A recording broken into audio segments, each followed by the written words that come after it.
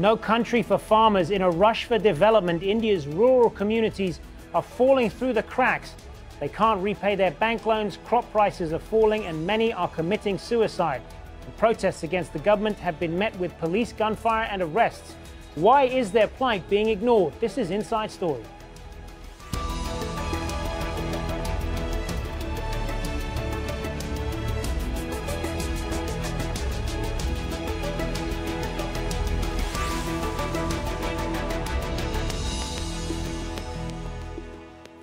Hello and welcome to the program. I'm Hazem Sika. Farmers in India want the government to provide more debt relief and to ensure minimum prices for their crops so they can make a living.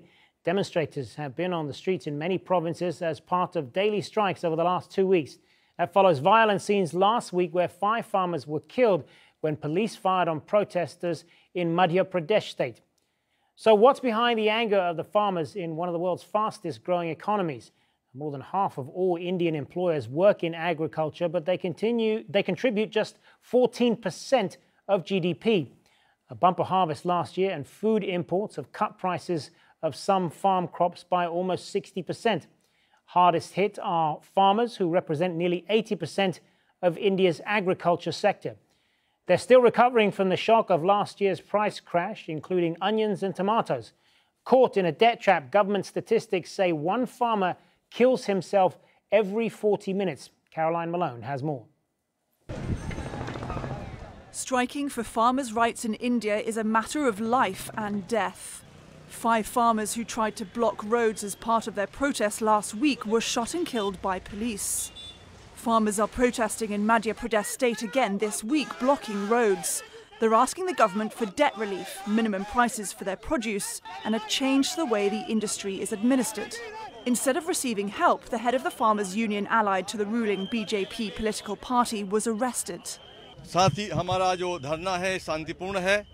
Our protest is peaceful. It seems that I am under arrest too. But I want to address the useless people who are sitting on the seats of power. The farmers continue to commit suicide, and my arrest won't stop them from killing themselves. Suicide among farmers is a national scandal. 40,000 farmers have taken their own lives in the last 4 years. Many were in serious debt. Droughts in 2014 and 15 devastated yields, and farmers say food imports are undercutting the price of homegrown crops. We have tried to communicate our problems to the government through our farmers' union, but they didn't pay any attention to us. The cost of vegetables fell so low that the farmers threw them on the roads in protest. The government should have intervened and should have helped us. The government has given some support to farmers in other states, recently helping to waive farmers' bank loans in Uttar Pradesh and Tamil Nadu. But that action doesn't match the election promises made to support the wider farming industry. The promises that were made by the present government when it was contesting for elections in 2014, none of that has materialized into improving the incomes of the farmers. In fact, quite contrary to what was promised in the election manifesto, the public investment in agriculture has gone down dramatically in the first 2 years of this government. Nor has the government lived up to its promise of increasing the minimum support prices, where it goes and buys from the market at a specified price. The strikes are likely to continue until there's some relief from the pressures that are making it hard for these farmers to survive. Caroline Malone for Inside Story.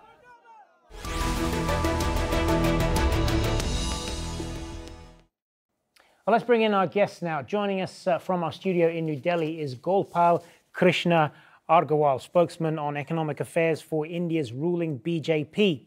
Via Skype from Hyderabad is well-known economic policy analyst Mohan Guruswamy.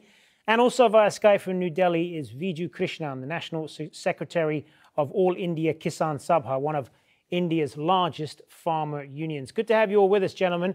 Vijoo Krishnan, I'm assuming forgiving the government's decision to forgive debt in at least 2 of these states is a step in the right direction for you, but does more need to be done?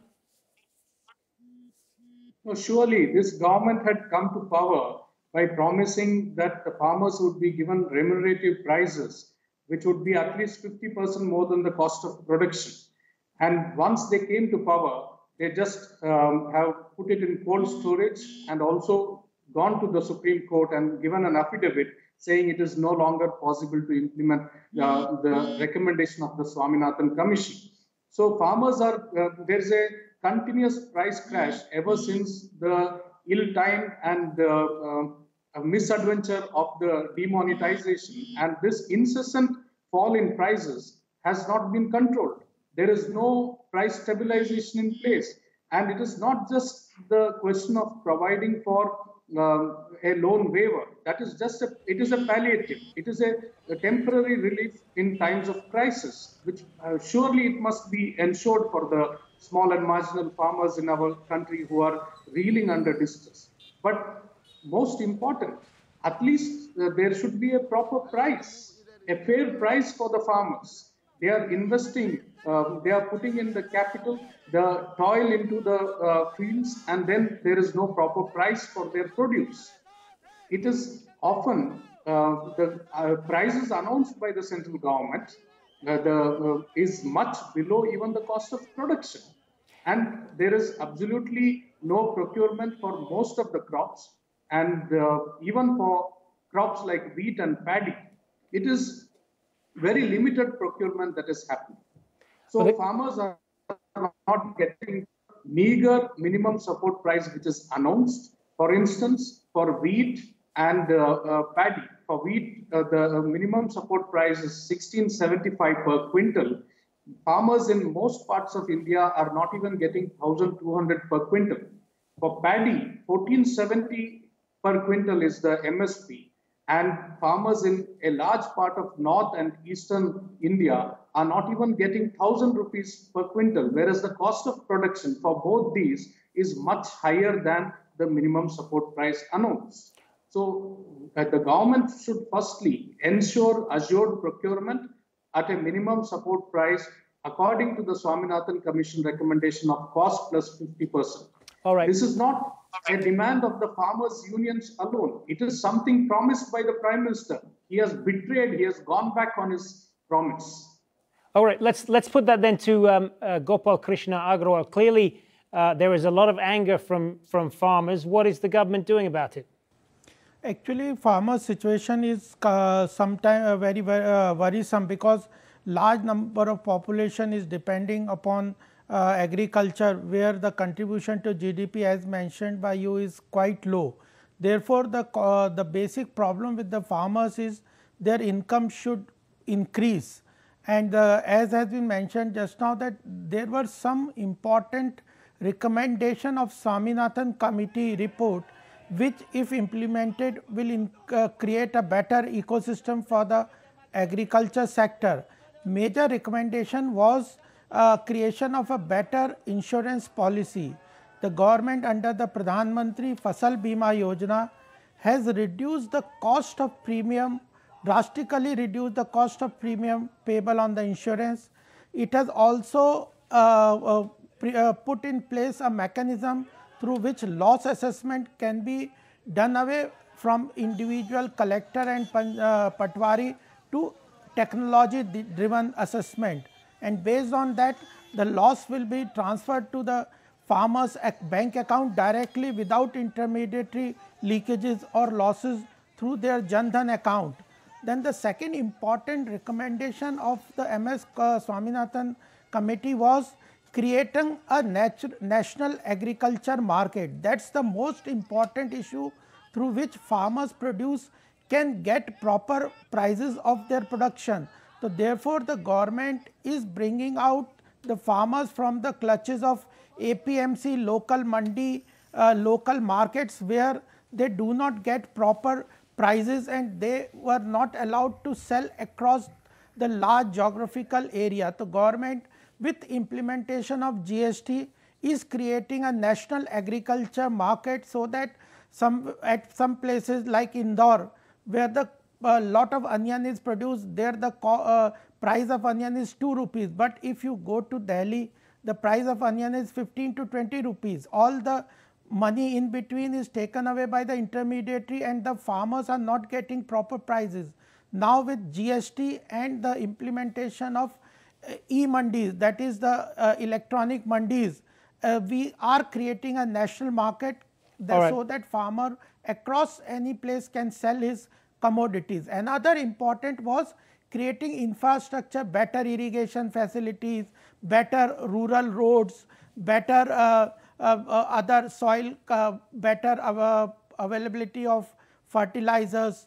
The government is doing a concerted effort. We need for MSP also government has increased, but actually we are targeting in reduction in the cost of the farmers. All right. And we know that the farmers are trouble. We are doing everything. You bring up a number of issues there, and we'll get to Vijoo Krishnan's response to it in a moment. But Mohan, Guruswamy, how do you see all of this? I mean, how do you maintain an acceptable price of the produce for consumers while also allowing farmers to make a decent living?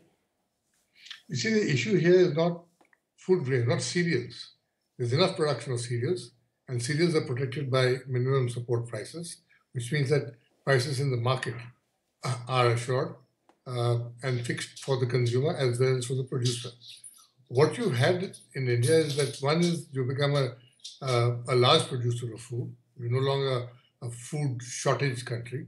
Second is that incomes have gone up and the pattern of consumption of food has changed. Almost 40% of the food production today is in horticulture, vegetable farming, and things like that. So on that, it is very difficult, almost impossible to have price controls. You can have price controls on cereals, you can have price controls on sugar, you can have price controls on bulk commodities. But commodities which are perishable, you can't hold them. And and that is in the private trade. And when Mr. Agarwal talks about losses and huge markups in prices, it's because of perishables. A huge amount of food stock is perished between the field and the table. So we are suffering from all these issues. And in the meantime, if food prices go up, the BJP itself, before it came to power, made a huge hue and cry about rising food prices and made it an issue. Then they made this impossible promise of doubling producer prices, and they're not able to deliver. So they're caught between keeping prices down for the urban consumer, which is about half the market, and keeping prices up for the surplus food producer, who's about 10 to 15% of the rural population. Mind you, most of the rural population have no surpluses. They are subsistence farmers. 60% of farmers in rural areas are subsistence farmers. They just produce enough food for their own consumption. It's these big farmers who get bank credit, who get support from the government, whichever government is in play, and who want the loan waivers now. There are issues. If you don't pay loans back, then you won't have infrastructure. The cost of the loan write-offs this year is more than twice the cost of the outlay for building roads in the country. So the problem is that India can no longer afford to give away such huge write-offs. All right. Vijoo Krishna, let's come back to you then. And I know you want to respond to what Gopal Krishna Agarwal was saying earlier about the government's, what the government is proposing to do, the insurance policy, creating this national agriculture market and the loss assessment to farmers. What's your response to that? The BJP spokesperson is talking about the Prime Minister's crop insurance scheme. And according to an answer in the Parliament, to a question in the Parliament, out of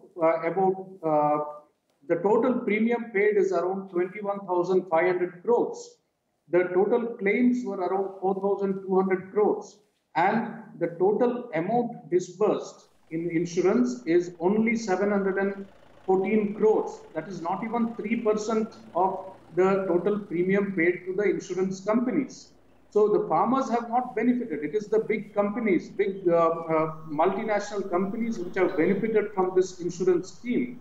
And very clearly, there has been a price crash. There has been also a loss of incomes, yield as well as income loss for the farmers. Nothing has been done to address that. There has been no mechanism to ensure price stabilization.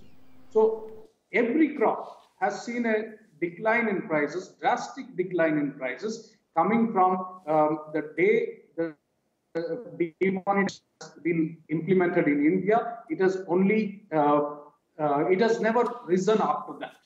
So this is the situation. Even as far as irrigation is concerned, there has not been a big increase in the irrigational infrastructure. Actually, the public investment in agriculture, allied sectors, and for rural development has been drastically curtailed. The allocations for the rural employment guarantee scheme, which was to guarantee employment at least for 100 days, that has been drastically curtailed. Instead of 100 days, the government is not even able to provide 34 days of employment in a year. So it is a total failure. There is an overall crisis that has been created in agriculture. We had 2 consecutive drought years. This year was a good harvest, but due to faulty policies, we find that pulses. Right. Let's get Gopal Krishna Agarwal's response to that, and clearly there are some deep-seated problems here in the farming communities. The fact that one farmer commits suicide every 40 minutes. I mean, how is the government dealing with this in a comprehensive and long-term way? What I want to mention is that, with due respect to Vijoo, Krishnan and other panelists, Mr. Mohan, Guruswamy, is that the farmers' problem is a deep-rooted problem in the country, we agree. But the solution has to be multifarious. One thing is that the problems with regard to perishable agriculture, vegetables, etc., is because we do not have proper cold storage and supply chain. There is a lot of gaps between the supply chain. And why is that? Why is it that a country as big as India, with its fast-growing economy, doesn't have the infrastructure to store these perishable foods in large numbers? Wouldn't that enable the government to control the prices a little bit better? No, but definitely, because we have to build large infrastructure with regard to warehousing like cold storage, and our government has come for 3 years only, but we have done lot with regard to natural calamities. The fund that government has allocated for 2015 to 20 has been doubled to 62,000 crores. Even there is a credit availability for the farmers. Interest subversion has been there. NABARD has been created to create infrastructure at a low cost to the rural areas with seed capital and further allocation in the budget. What we are doing, building a Pradhan Mantri Gramin Sadak Yojana of 131 kilometers per day, that is for thrice the earlier target of 30 kilometers a day. So ultimately, and then we have to create more cottage industries, agro-based industries. Private investment at present is a problem. It is not coming to the agriculture sector, that is not catalyzing. Therefore, government in itself is investing lot to creating of infrastructure for roads, irrigation, target for irrigation coverage area has been increased many folds, and then the issue of other this soil health card. Earlier the cost, we are focusing on reduction of cost to the farmer sector, because soil health card, 8 crore soil health card have been issued to the farmers so that they can have analyzed their soil for proper fertilizer intake and they don't over spend on fertilizers. Let's get Mohan Guruswamy's we are doing a view on this. All right. Is this partly a problem of a lack of infrastructure in India as well? It is true that there is lack of infrastructure and the rural areas have been neglected for many decades. And in these decades, there's a political consensus in this country that prices to the urban consumer should be kept low. The urban consumer is highly subsidized. He gets subsidized wheat, subsidized sugar, subsidized milk, subsidized oil, subsidized everything. And he's used to getting things cheap. The terms of trade between the rural and urban economies have changed completely. When you buy a car or a refrigerator in India, you pay international prices. When you buy food products, you pay the lowest prices in the world. And those terms are not changing because of government intervention, societal intervention. People like Mr. Gopal Krishna Agarwal's own party made a hue and cry when onion prices went up. They were not concerned that farmers could have got higher prices. or when tomato prices go up. And they are now in the ruling party, and the opposition, which was then the ruling party, is now making a hue and cry on the same thing. The point is they'll keep promising loan waivers. Loan waivers is not a new thing. It was given by the previous government and the government before, and since 1989 it has become the norm to write off loans in India. You write off loans, you jeopardize the banking system. It's also a moral hazard that people don't want to pay loans or pay any bills. But how do you? I mean, what's the solution though? What's the solution, Mohan Guruswamy, to this? Because there are so many farmers who are stuck in this debt spiral where they're never going to be able to pay off the debt. The solution is that stop giving loan waivers and start making capital investments in rural areas. Start building water storage systems. Start building roads, and that money, and start making direct investments, capital investments, rather than give more subsidies. Subsidies are going to ruin the economy. They've already ruined the economy and brought us to this pass. You just can't afford to give away any more loan waivers. There's no money in the banks. The banks are saddled with huge numbers of NPAs, industrial NPAs. Industrialists don't pay money back. Nobody pays money back to the banks. Vijoo, Krishnan, what's your take on that? No, the government spokesperson is talking about peripheral issues, and he's mentioning about the soil health cards. Unless the farmers are in a position to invest in nutrients, well, the costs of all the nutrient-based fertilizers, everything is rising. There is total decontrol, and the farm gate prices are fixed by the fertilizer companies. There is no effort to also agroecological approaches. It is just by giving soil health cards, it naturally doesn't lead to better use of nutrients. It has to be made affordable for the farmers. The costs of inputs are increasing, of all inputs. Seeds, fertilizers, and other all right. Big corporate companies are squeezing the farmers, and the cost of production is rising. I'm going to give what's probably going to be the last word to you, Gopal, Krishna, Agarwal. We understand that without the development and the growth in the agriculture sector, India's economy development cannot be complete, and there will not be any inclusive growth that we want for India. Therefore, we have committed and are moving towards doubling the farmers' income by 2022, and that is, we are talking of real income with the base year 2016.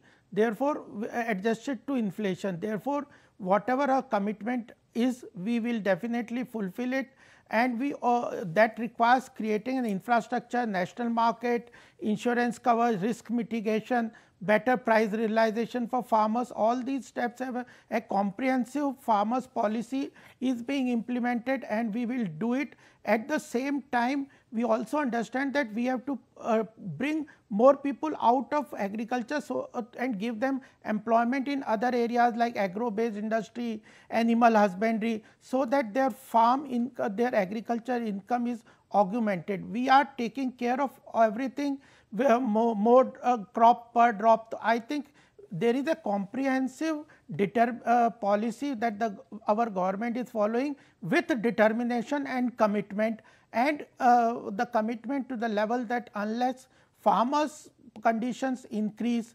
is better off, we will not have an economic growth that we are expecting India to touch of double digit. At the same time, a short term measure also, there are issues with the farmers by they're committing suicide for short term problems, natural calamities, their loans, failure of crops. That is going to have to be. Government is going for farm That is going to have to be the last also. word.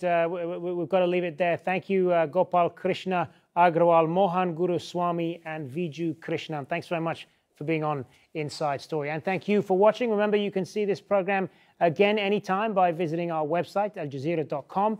And for further discussion, go to our Facebook page. That's facebook.com/AJ Inside Story. We're also on Twitter. You can join the conversation there. Our handle is @AJ Inside Story. From me, Hazem, Sika, and the whole team here, bye for now.